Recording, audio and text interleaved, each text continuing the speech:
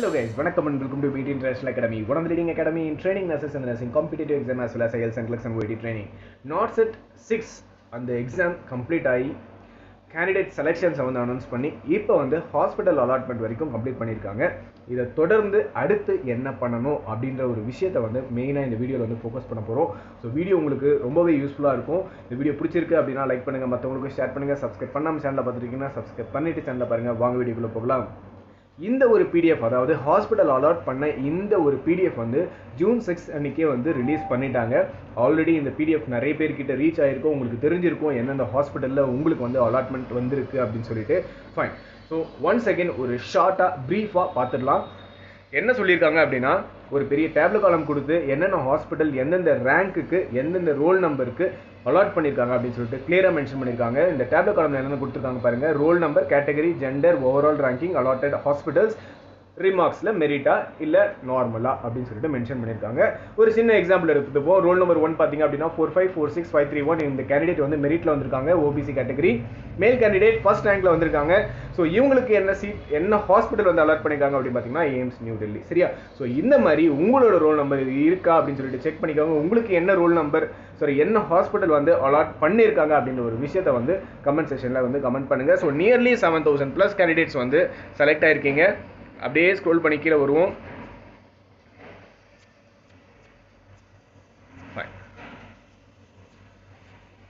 So 7181 candidate வந்து select ஆயிருக்கீங்க. Last roll number பார்த்தீங்க அப்படின்னா 4535232 எஸ்சி கேண்டிடேட். அண்ட் இவங்களோட ஓவரால் ரேங்க் நான் ஆல்ரெடி சொல்லிட்டேன், 7181. இவங்க கல்யாணியில் வந்து செலக்ட் ஆயிருக்காங்க.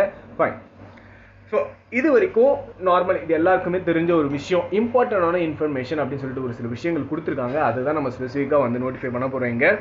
ஸோ என்ன அப்படின்னு பார்த்தீங்க அப்படின்னா, ஃபர்ஸ்ட் வந்து 4th பாயிண்ட் வந்து எடுத்துப்போம். The appointment of the provisionally selected candidate will be strictly subject to the verification of the all original documents of the candidate.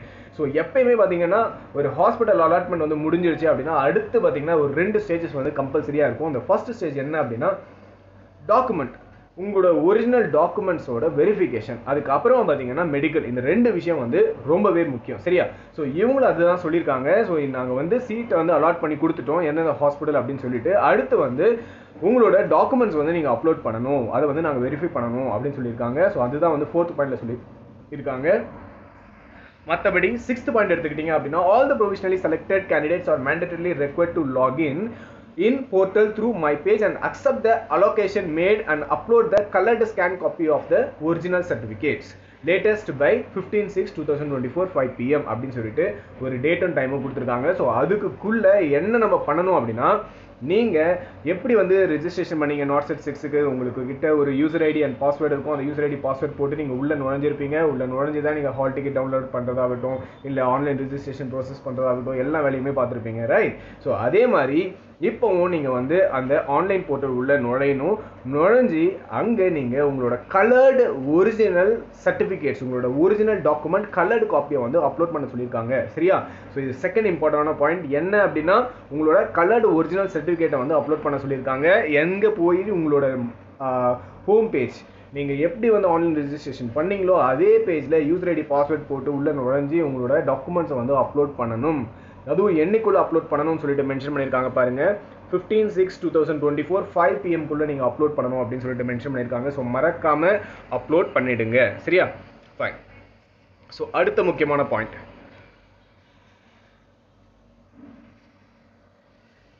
Okay. So நோட்டுன்னு கொடுத்து ஒரு 2 பாயிண்ட் கொடுத்துருக்காங்க பாருங்க. ஸோ இது ரொம்ப பெருசாக ஒரு பேராகிராஃபாக கொடுத்துருக்காங்க. ஆக்சுவலி என்ன ஒரு விஷயம் அப்படின்னா, அதுக்கு முன்னாடி ஒரு விஷயத்தை நான் சொல்ல மறந்துட்டேன். என்னிலிருந்து இந்த டாக்குமெண்ட் வந்து அப்லோட் பண்ணலாம் அப்படின்னா, நேற்றுலேருந்தே, அதாவது 8 ஜூன் 2024 15 ஜூன் 2024 5 PM வரைக்குமே வந்து நீங்கள் அப்லோட் பண்ணலாம். அதாவது நேற்றுலேருந்து நீங்கள் அப்லோட் பண்ண ஸ்டார்ட் பண்ணியிருக்கலாம். சரியா? ஃபைன். ஸோ அப்லோட் பண்ணாதவங்க as early as possible கரெக்டாக அப்லோட் பண்ணுங்கள். தப்பாக எதுவும் அப்லோட் பண்ணிடாதீங்க. என்னென்ன டாக்குமெண்ட்ஸ்லாம் அப்லோட் பண்ணணும் அப்படின்னு சொல்லிட்டு அடுத்தடுத்து நான் சொல்லிகிட்டே வரேன், கவனமாக கேளுங்க. ஸோ இந்த நோட்டுன்னு சொல்லிட்டு ஒரு 2 பாயிண்ட் கொடுத்துருக்காங்கல்ல, அது என்ன அப்படின்னு சொல்லி பார்ப்போம். Accept and wish to report and join the allotted institute if the candidate is offered a post of any aims and does not exercise the above option within the time specified 5. நீங்கள் என்ன சொல்ல வராங்க அப்படின்னா, இவங்க கொடுத்துருக்க அந்த 8ஆம் தேதியிலேருந்து 15ஆம் தேதிக்குள்ள நீங்கள் அக்செப்ட் பண்ணிக்கணும். அவங்க கொடுத்துருக்க அந்த ஹாஸ்பிட்டல் வந்து அக்செப்ட் பண்ணணும். ஓகே, நான் வந்து இந்த ஹாஸ்பிட்டலில் வந்து ஒர்க் பண்ணுறதுக்கு அக்ரி அப்படின்னு சொல்லிட்டு நீங்கள் அக்செப்ட் பண்ணணும். அதுவும் நீங்கள் வந்து அந்த யூசர் ஐடி பாஸ்வேர்டு போட்டு அந்த பேஜ் மை ஹோம் பேஜ் உள்ள போயிட்டு தான் அக்செப்ட் கொடுக்கணும். அது ஃபஸ்ட்டு செஞ்சுடுங்க. அக்செப்ட் கொடுத்தீங்கன்னா மட்டுமே நீங்கள் வந்து அவங்க கொடுத்த அந்த ஹாஸ்பிட்டலை வந்து அக்செப்ட் பண்ணிக்கிட்டீங்க அப்படின்னு சொல்லிட்டு அவங்களுக்கு தெரிய வரும். சரியா? நீங்கள் அக்செப்ட் பண்ணல அப்படின்னா அவங்க வந்து இந்த கேண்டிடேட்டுக்கு வந்து இந்த ஹாஸ்பிட்டலில் இன்ட்ரெஸ்ட் இல்லைன்னு சொல்லிட்டு உங்களை வந்து ரெஃப்யூஸ் பண்ணிடுவாங்க, ரிஜெக்ட் பண்ணிடுவாங்க. ஸோ அதனால் அக்செப்ட் பண்ணிடுங்க. அதுவும் அவங்க கொடுத்துருக்குற அந்த டேட், அந்த டைம் பீரியடுக்குள்ளே வந்து அக்செப்ட் பண்ணணும்னு சொல்லியிருக்காங்க. அதாவது 8th ஜூன்லேருந்து 15th ஜூனுக்குள்ளே அக்செப்ட் பண்ணணும் அப்படின்னு சொல்லிட்டு மென்ஷன் பண்ணியிருக்காங்க. இது செகண்ட் இம்பார்ட்டன்டான பாயிண்ட். சரியா? ஸோ ஃபர்ஸ்ட் வந்து ஒரிஜினல் டாக்குமெண்ட்ஸ் எல்லாமே அப்லோட் பண்ணணும். செகண்ட் வந்து அக்செப்ட் பண்ணியே ஆகணும் அவங்க கொடுத்துருக்க அந்த ஹாஸ்பிட்டல். சரியா? ஸோ அதை அக்செப்ட் பண்ணலன்னா உங்களை வந்து ரிஜெக்ட் பண்ணிடுவாங்க. அதை மறக்காம ஞாபகம் வச்சுக்கோங்க. ஃபைன். ஸோ அடுத்து என்னென்ன டாக்குமெண்ட்ஸ் வந்து நீங்கள் அப்லோட் பண்ணணும் அந்த 8th-லேருந்து 15th அப்படின்னு சொல்லிட்டு பார்ப்போம். ஃபர்ஸ்ட் என்ன அப்படின்னா proof of date of birth certificate or class 10. உங்ககிட்ட டேட் ஆஃப் பர்த் சர்டிஃபிகேட் இருக்கு அப்படின்னா டேட் ஆஃப் பர்த் சர்டிஃபிகேட் வந்து அப்லோட் பண்ணுங்க. ஒருவேளை இல்லை அப்படின்னா பேனிக் ஆக வேணாம். 10th இல்லை 12th சர்டிஃபிகேட்டில் இவங்க மெயினாக வந்து 10th சர்டிஃபிகேட் கேட்டிருக்காங்க. ஸோ 10th சர்டிஃபிகேட்டில் டேட் ஆஃப் பர்த் வந்து மென்ஷன் ஆயிருக்கும். ஸோ அந்த சர்டிஃபிகேட் நீங்கள் அப்லோட் பண்ணுங்கள். பட் ஸ்டில் அந்த சர்டிஃபிகேட்டில் உங்களோட டேட் ஆஃப் பர்த் கரெக்டாக இருக்கும். அட் த சேம் டைம் உங்களோட நேமும் வந்து கரெக்டாக இருக்கான்னு சொல்லி பார்த்துக்கோங்க. ஏன்னா நிறைய பேர் கேண்டிடேட்டோட மார்க் ஷீட்டில் வந்து நேமில் வந்து ஒரு சில மிஸ்டேக்ஸ்லாம் இருக்கும். ஸோ அதெல்லாம் இல்லாத மாதிரி பார்த்துக்கோங்க. ஸோ நீங்கள் வந்து 10th மார்க் ஷீட் அப்லோட் பண்ணுறீங்க அப்படின்னா அதில் டேட் ஆஃப் பர்த் இருக்கணும்.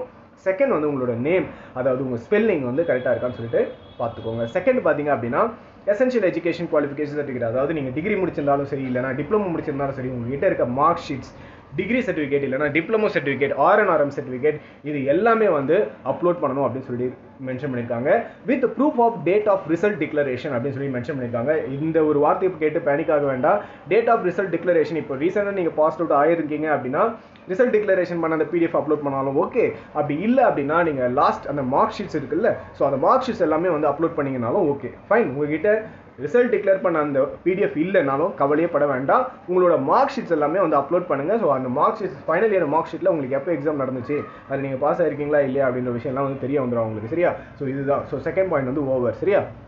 அடுத்து RNRM சர்டிஃபிகேட் அதை வந்து அப்லோட் பண்ணணும். அதான் பாயிண்ட் சியில் வந்து கொடுத்துருக்காங்க. அண்ட் ஆப்ஷன் டி பார்த்தீங்க அப்படின்னா நீங்கள் வந்து டிப்ளமோ கேண்டிடேட்டாக இருக்கீங்க அப்படின்னா நம்பர் ஆஃப் பெட்ஸ் வந்து மென்ஷன் ஆயிருக்கணும். உங்களோட எக்ஸ்பீரியன்ஸ் சர்டிஃபிகேட்டில் எவ்வளோ நாள் நீங்கள் ஒர்க் பண்ணியிருக்கீங்க, என்ன போஸ்ட், அதாவது டெசிக்னேஷனில் நீங்கள் ஒர்க் பண்ணியிருக்கீங்க அப்படின்னு சொல்லி அந்த ஒரு டீட்டெயில்ஸ் வந்து அதில் இருக்கான்னு சொல்லிட்டு பார்த்துக்கோங்க. அண்ட் லாஸ்ட்டாக நீங்கள் வந்து ஏதாவது ஹாஸ்பிட்டலில் நீங்கள் ஒர்க் பண்ணிட்டு இருக்கீங்க, செமி கவர்மெண்ட் இல்லைனா government hospital, central government, state government, எந்த ஒரு ஹாஸ்பிட்டலாக இருந்தாலும் சரி, நீங்கள் ஒர்க் பண்ணிட்டு இருக்கீங்க அப்படின்னா அவங்க கிட்ட இருந்து உங்ககிட்ட நீங்கள் வந்து NOC சர்டிஃபிகேட் வாங்கிட்டு வந்து சப்மிட் பண்ணணும். NOC அப்படின்றது ரொம்ப ரொம்ப முக்கியம். ஸோ NOC சர்டிஃபிகேட் கரெக்டாக நீங்கள் வாங்கிட்டு வந்து டாக்குமெண்ட் வெரிஃபிகேஷன் அப்போ சப்மிட் பண்ணிடுங்க. சரியா? ஸோ அடுத்து ரிசர்வேஷன் கேட்டகரிக்கு இந்த Fல இருக்க அந்த பாயிண்ட் வந்து ரொம்பவே முக்கியம். அதாவது SC, ST, OBC, economically weaker section, இந்த கேண்டிடேட் வந்து ரொம்பவே முக்கியமாக அவங்களோட ரிசர்வ் கேட்டகரியோட அந்த சர்டிஃபிகேட்டை வந்து சப்மிட் பண்ணணும் அப்படின்னு சொல்லியிருக்காங்க. ஸோ இதை பற்றி நம்ம டீட்டெயில்டாக பார்ப்போம். Especially economically weaker section and OBC candidate நீங்கள் என்ன மாதிரியான சர்டிஃபிகேட், என்ன ஃபைனான்ஷியலி இருக்கான சர்டிஃபிகேட் கொடுக்கணும் அப்படின்னு சொல்லிட்டு நம்ம பார்ப்போம். சரியா? ஸோ நீங்கள் ஃபிசிக்கலி சேலஞ்சு பர்சனாக இருக்கீங்க அப்படின்னா மெடிக்கல் டிசபிலிட்டி சர்டிஃபிகேட் வந்து கன்சர்ன் மெடிக்கல் பர்சன் கிட்ட வந்து வாங்கி நீங்கள் சப்மிட் பண்ணுற மாதிரி இருக்கும். செகண்ட் பாயிண்ட், நெக்ஸ்ட் பாயிண்ட் என்ன அப்படின்னா ஆன்லைன் ரிஜிஸ்ட்ரேஷன் நீங்கள் பண்ணியிருக்கும் போது லாஸ்ட்டாக வந்து ரிஜிஸ்ட்ரேஷன் ஸ்லிப் வந்து நீங்கள் டவுன்லோட் பண்ணியிருப்பீங்க உங்களோட சிக்னேச்சரோட சேர்த்து. அந்த registration slip with admit card with signature. So இந்த டாக்குமெண்ட்ஸ் வந்து நீங்கள் அப்லோட் பண்ணுற மாதிரி இருக்கும். அதே மாதிரி கவர்மெண்ட் ID ப்ரூஃப் வந்து கேட்டிருக்காங்க. உங்கள் ஃபோட்டோ இருக்க மாதிரியான ID ப்ரூஃப் வந்து நீங்கள் அப்லோட் பண்ணுற மாதிரி இருக்கணும். அதில் வந்து உங்களோட ஃபோட்டோ அண்ட் உங்களோட நேம் கரெக்டாக இருக்க மாதிரி செக் பண்ணிக்கோங்க. அடுத்து latest photograph, scanned signature, scanned left term impression, right கிடையாது. சரியா? Left term impression. ஸோ இது எல்லாத்தையும் ஸ்கேன் பண்ணி வச்சுக்கோங்க. அடுத்து ஸ்டாண்டர்ட் டிக்ளரேஷன் ஃபார்ம் A, இது ஒன்றும் கிடையாதுங்க. நான் கொடுத்துருக்க எல்லா டீட்டெயில்ஸுமே வந்து கரெக்டானது அப்படின்னு சொல்லிட்டு நீங்கள் வந்து ஒரு டிக்ளரேஷன் கொடுக்குறீங்க. ஸோ இந்த டிக்ளரேஷன் ஃபார்ம் வந்து நான் டிஸ்கிரிப்ஷனில் ஒரு லிங்க் கொடுக்குறேன். அந்த லிங்க்கை வந்து காப்பி பேஸ்ட் பண்ணுங்கள் டாஸ்க் பாரில் கூகுளில். உடனே உங்களுக்கு வந்து இந்த ஃபார்ம் வந்து டவுன்லோட் ஆகிடும். சரியா? ஸோ அந்த ஃபார்மில் வந்து உங்கள் பேர் எழுதுகிற மாதிரி இருக்கும். கீழே டேட், பிளேஸ் அண்ட் சிக்னேச்சர் இருக்கும். அதை வந்து ஃபில் பண்ணி ஸ்கேன் பண்ணி அப்லோட் பண்ணுங்கள். அடுத்து அட்ரஸ் ப்ரூஃப் கேட்டிருக்காங்க. ஸோ கரெக்டான அட்ரஸ் ப்ரூஃப் நீங்கள் என்ன ரெஜிஸ்ட்ரேஷன் ஃபார்மில் வந்து ஃபில் பண்ணீங்களோ, ஆன்லைன் ரெஜிஸ்ட்ரேஷன் பண்ணும்போது அதே அட்ரஸ் ப்ரூஃப் எதில் இருக்குன்னு பார்த்தா அந்த ID ப்ரூஃபை வந்து நீங்கள் வந்து அப்லோட் பண்ணுற மாதிரி இருக்கும். இவங்க எக்ஸாம்பிள் எலக்ட்ரிசிட்டி பில் நீங்கள் அப்லோட் பண்ணலாம், இல்லை ரேஷன் கார்டு, ஓட்டர் கார்டு, எது வேணால் நீங்கள் வந்து அப்லோட் பண்ணலாம். சரியா? ஸோ இந்த டாக்குமெண்ட்ஸ் எல்லாமே ஃபஸ்ட்டு வந்து சீக்வன்ஸ் வைஸ் அரேஞ்ச் பண்ணி வச்சுக்கோங்க. 1 2 3 இல்லை ABCD அப்படின்னு சொல்லி அரேஞ்ச் பண்ணி வச்சுக்கிட்டு ஒரு ஃபோல்டரில் போட்டு அரேஞ்ச் பண்ணி வச்சுக்கிட்டு ஸோ அந்த மை பேஜை வந்து ஓப்பன் பண்ணி இவங்க கேட்குற ஒவ்வொரு டாக்குமெண்ட்டாக வந்து ஜஸ்ட் அப்லோட் பண்ணிக்கிட்டே இருங்க. சரியா? ஃபைன். இதில் எதுவும் மிஸ்டேக் பண்ணிடாதீங்க. அடுத்து வந்து ரிசர்வேஷன் கேண்டிடேட்ஸ் அவங்களுக்கு வந்து SC ST OBC economically weaker section இல்லை ஃபிசிக்கலி சேலஞ்ச் இவங்க வந்து ப்ராப்பராக அந்தந்த கன்சர்ன் சர்டிஃபிகேட் வந்து அப்லோட் பண்ணணும்னு சொல்லி மென்ஷன் பண்ணியிருக்காங்க. ஓபிசி கேண்டிடேட்டாக இருந்தாலும் சரி, எக்கனாமிக்கலி வீக்கர் செக்ஷன் கேண்டிடேட்டாக இருந்தாலும் சரி, லாஸ்ட் ஃபைனான்ஷியல் இயர் அதாவது 2023-24 இந்த ஃபைனான்ஷியல் இயரில் நீங்கள் வாங்கின அந்த ஓபிசி சர்டிஃபிகேட், அந்த எக்கனாமிக்கலி வீக்கர் செக்ஷன் சர்டிஃபிகேட் இதை வந்து அப்லோட் பண்ணணும். சரியா, பழைய இது வச்சிருக்கீங்க அப்படின்னா அதெல்லாம் அப்லோட் பண்ணிடாதீங்க, அவங்க வந்து ரிஜெக்ட் பண்ணிடுவாங்க. ஓகேவா? ஸோ லாஸ்ட் ஃபைனான்ஷியல் இயர் அப்படின்னா ஏப்ரல் 2023 மார்ச் 2024 வரைக்கும் ஒரு ஃபைனான்ஷியல் இயர். அந்த ஃபைனான்ஷியல் இயரில் நீங்கள் வாங்கின அந்த ஓபிசி சர்டிஃபிகேட், அந்த எக்கனாமிக்கலி வீக்கர் செக்ஷன் சர்டிஃபிகேட், அந்த சர்டிஃபிகேட் தான் வந்து நீங்கள் அப்லோட் பண்ணுற மாதிரி இருக்கும். எஸ்சி எஸ்டி கேண்டிடேட்டுக்கு வந்து ப்ராப்பராக ஒரே ஒரு சர்டிஃபிகேட் தான் ஃப்ரம் த பர்த். ஸோ அதனால் அந்த சர்டிஃபிகேட் நீங்கள் ஷோ பண்ணிங்கனாலே அது போதுமானது. சரியா, ஃபைன். ஸோ இந்த சர்டிஃபிகேட்ஸ் எல்லாமே ரொம்ப முக்கியங்க. மோஸ்ட்லி வந்து ஓபிசி கேண்டிடேட் ரிஜெக்ட் ஆகிறதே ப்ராப்பராக அவங்க வந்து இந்த சர்டிஃபிகேட்ஸ்லாம் சப்மிட் பண்ணாததால் தான். சரியா, OBC and economically weaker section. அதனால் ப்ராப்பராக லாஸ்ட் ஃபைனான்ஷியல் இயருக்கான அந்த சர்டிஃபிகேட் வந்து ஒழுங்காக சப்மிட் பண்ணுங்கள். சரிங்களா, ஃபைன். ஸோ எல்லாம் இந்த ப்ரொசீஜர்லாம் முடிச்ச அப்புறமா அவங்க ஃபார் எக்ஸாம்பிள் நீங்கள் எய்ம்ஸ் டெல்லியில் வந்து செலக்ட் ஆகிருக்கீங்க, நீங்கள் வந்து அதில் வந்து அலர்ட் ஆகிருக்கீங்கன்னு வச்சுக்கோங்களேன். நீங்கள் வந்து அக்செப்டன்ஸ் கொடுத்துட்டீங்க, டாக்குமெண்ட்லாம் வந்து அப்லோட் பண்ணிட்டீங்க. ஸோ இப்போ வந்து அந்த எய்ம்ஸ் டெல்லியிலேருந்து உங்களுக்கு வந்து ஒரு அனௌன்ஸ்மெண்ட் வந்து வரும். அதாவது நீங்கள் வந்து இந்த டைமில் வந்து ரிப்போர்ட் பண்ணணும் அப்படின்னு சொல்லிட்டு, இந்த டைமில் ஹாஸ்பிட்டலில் வந்து ரிப்போர்ட் பண்ணணும் அப்படின்னு சொல்லிட்டு உங்களுக்கு வந்து மெயில் வரும். இல்லைனா அவங்க அந்த நீங்கள் அப்ளிகேஷன் ஃபார்ம் ஃபில் பண்ணிங்களா, அதுலேயே வந்து நோட்டிஃபிகேஷன் மாதிரி விடுவாங்க. ஸோ அந்த அப்டேட்ஸ் வந்து பார்த்துக்கிட்டே இருங்க. ஸோ ஒன்ஸ் அது வந்துச்சு அப்படின்னா அவங்க என்ன டைம் பீரியட் கொடுத்துருக்காங்களோ அந்த டைம் பீரியடில் கரெக்டாக போய் ரிப்போர்ட்டிங் வந்து பண்ணிவிடுங்க. ஏன்னா அந்த ரிப்போர்ட்டிங் பண்ணுற அந்த நாள் வந்து நீங்கள் மெடிக்கல் பண்ணுற மாதிரி இருக்கும். அதே மாதிரி எல்லா ஒரிஜினல் சர்டிஃபிகேட்டும் அந்த டைமில் வந்து கொண்டு போங்க. சரிங்களா, ஃபைன். ஸோ இது வந்து முக்கியமான விஷயம். ஸோ ஃபஸ்ட் வந்து அக்செப்டன்ஸ் கொடுக்குறீங்க, டாக்குமெண்ட்ஸ் எல்லாமே வந்து அப்லோட் பண்ணுறீங்க. அவங்க என்னைக்கு வந்து ரிப்போர்ட்டிங் பண்ண சொல்கிறாங்களோ அந்த ரிப்போர்ட்டிங் டைமில் போயிட்டு கரெக்டாக வந்து ரிப்போர்ட்டிங் பண்ணுறீங்க, மெடிக்கலை முடிக்கிறீங்க, ப்ராசஸ் கம்ப்ளீட் பண்ணி டியூட்டியில் ஜாயின் பண்ணுறீங்க. முடிஞ்சிச்சு. சரியா, ஃபைன். இதுதாங்க. ஸோ உங்களுக்கு ஏதாவது அவங்க வந்து உங்களை காண்டாக்ட் பண்ணணும்னு நினச்சாங்க அப்படின்னா நீங்கள் கொடுத்துருக்க அந்த இமெயில் ஐடி அந்த மொபைல் நம்பரில் தான் வந்து காண்டாக்ட் பண்ணுவாங்க அப்படின்னு சொல்லிட்டு மென்ஷன் பண்ணியிருக்காங்க. ஸோ ரெகுலராக நீங்கள் aimsexams.ac.in இந்த வெப்சைட்டை வந்து செக் பண்ணிக்கிட்டே இருங்க, ஏதாவது அப்டேட்ஸ் வருதா அப்படின்னு சொல்லிட்டு. இவ்வளோ தான் விஷயங்க. ஸோ இதில் ஏதாவது டவுட்ஸ் இருக்குது அப்படின்னா நீங்கள் கமெண்ட் செக்ஷனில் கமெண்ட் பண்ணுங்கள். அப்புறம் ஒரு முக்கியமான விஷயம், STPGA. ஸோ இவங்க வந்து அனௌன்ஸ்மெண்ட் வந்து பண்ணியிருக்காங்க. என்ன அனௌன்ஸ்மெண்ட் அப்படின்னு சொல்லிட்டு சொல்கிறேன்.